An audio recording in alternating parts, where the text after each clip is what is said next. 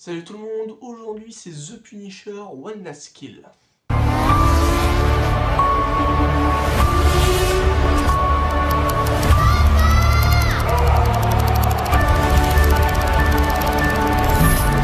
tout ce que t'as dans le ventre. C'est tout ce que t'as.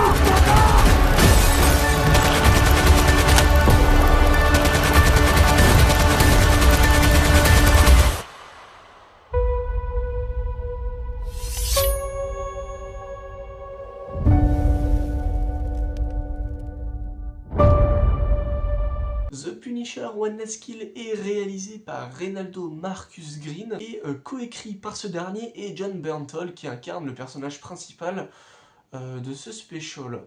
Ce special se déroule pendant, un peu avant je dirais, peut-être même les événements de Daredevil Born Again saison 2, j'en parlerai dans une autre vidéo. Ce special se déroule sur une journée et globalement nous raconte un peu le quotidien, je dirais, de Frank durant cette journée. On va suivre à peu près le quotidien du quartier dans lequel se déroule cette histoire. Voilà, des petites frappes, des gangsters qui vont foutre un peu la merde, notamment cette grosse merde torse nu qui va voler un chien et le foutre sous un camion. Voilà, pauvre petit monsieur innocent, j'espère que justice sera rendue. Donc Frank, lui, avant de péter des gueules aux gens, va un peu être tourmenté par des hallucinations, j'ai envie de dire, que ce soit de Curtis ou même de Karen. Voilà, il va essayer de faire face à ces traumatismes, comme dans la série Netflix, hein. Bah, c'est comme d'hab avec le personnage, j'ai envie de dire, et notamment sans essayer de mettre fin à ses jours près de la tombe de sa famille. Oui, c'est assez glauque, mais le scénario va le rattraper, car en effet, le scénario peut tenir sur un post-it, car Nucci, la reine de la famille Nucci, va vouloir se venger car Frank a tué les membres de sa famille, un par un, notamment un membre sous ses yeux qui va la traumatiser à tout jamais. Et du coup, globalement, elle veut faire payer à Frank, et à 18h47 tout rond, les tueurs à gages et les petites frappes qui ont été engagées par ces dernières vont venir vouloir péter la gueule à Frank, mais Frank ne va pas se laisser faire et va absolument faire une boucherie. Regardez-moi ces scènes d'action, c'est ultra violent, c'est sanglant, c'est brutal, bref, on adore, c'est le Punisher. C'était cool sur les 20 dernières minutes. En effet, oui, hein, le film est divisé en deux. Donc les 20 premières minutes, on a le développement, on met un peu en place l'histoire, Frank, voilà, qui parle un peu à ses hallucinations, et les 20 dernières minutes, baf, scène d'action, ultra violence, bref, bien réparti. Et à la fin de ce film, voilà, c'est une immense boucherie, hein. Frank survit, tout va bien. Il va rendre du coup justice au chien qui était tué par cette petite merde au début du film et va le tuer, ce qui sera le dernier meurtre, le One Last Kill de ce film. Voilà, c'était le petit résumé, hein. Globalement c'est ça, hein. C'est vraiment méchant mafieux veut tuer Frank. Du coup, Franck, vous vouloir tuer méchant, c'est tout. Globalement, c'est ça l'histoire, ça va droit au but, ce n'est pas excellent hein, comme histoire, c'est pas une histoire grandiose, c'est sympa. Et c'est tout ce qu'on demande.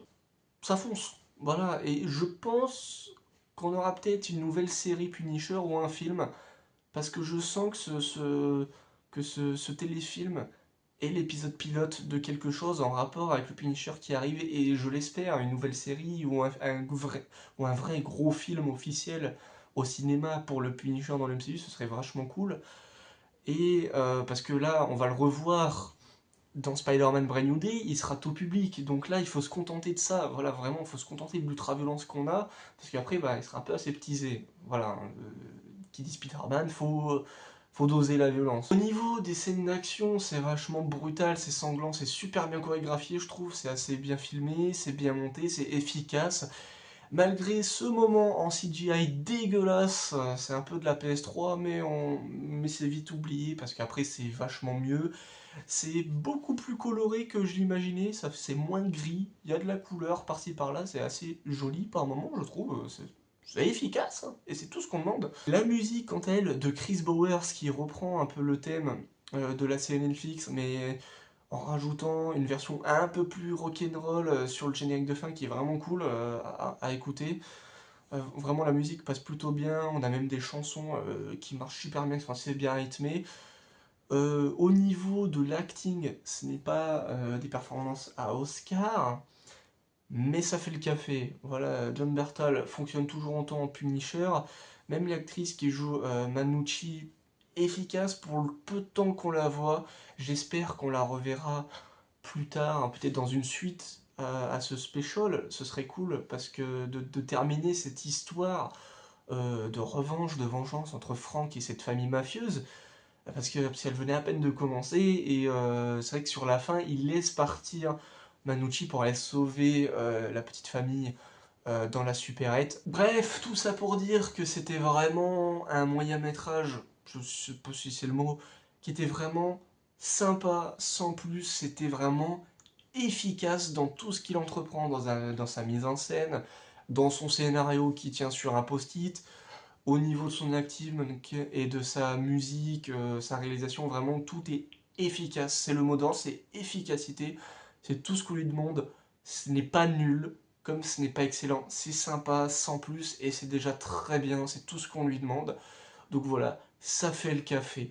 Voilà, je vous le recommande tout de même. Voilà, si vous avez envie de voir du Punisher qui casse des gueules à tout va. Voilà, si vous voulez du sang, si vous voulez de la vengeance, c'est parfait pour vous pendant 45 minutes. C'est tout. Voilà, c'est tout ce qu'on a besoin et ça fait le taf. Voilà, Euh, j'ai trouvé ça plutôt sympa. Voilà, n'hésitez pas à me dire ce que vous en avez pensé en commentaire et moi je vous dis à la prochaine pour de nouvelles vidéos.